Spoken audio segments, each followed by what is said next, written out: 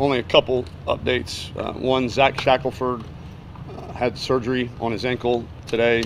Multiple high ankle sprains, from what I understand. Kind of high ankle sprain, tears the ligament in between your tibia and fibula, I think, whatever. But they put like a wire in there. It's really called a high wire or tight wire or something like that. So all indications is that went well.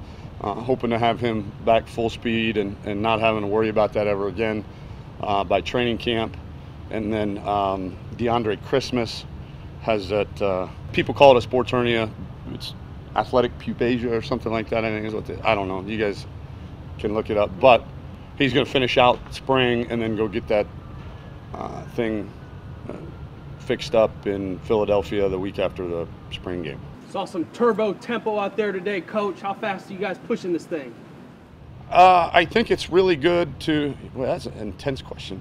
I think it's always good to practice at that tempo, because then when you want to use that tempo in a game, it's not foreign and it's not something that it's like a fire drill out there. It's actually practiced over and over again. But again, we're not ever going to be one of those teams that wants to run 110 plays a game.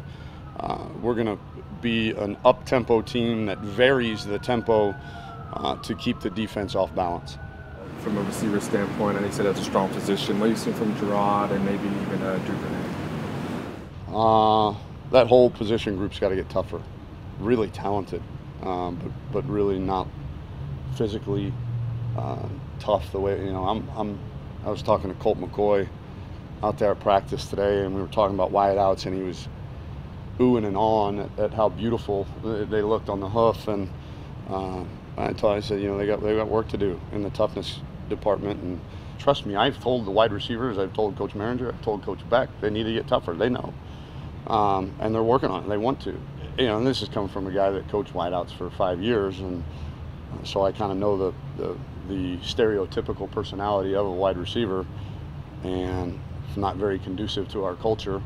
And Coach Maringer is getting that out of them slowly but surely. And I asked Colt, and it was funny, I said, because it just slipped my mind, I said, did you ever know or be around some really tough wideouts? He said, oh yeah, Quan Cosby and Jordan Shipley, those were some bad dudes.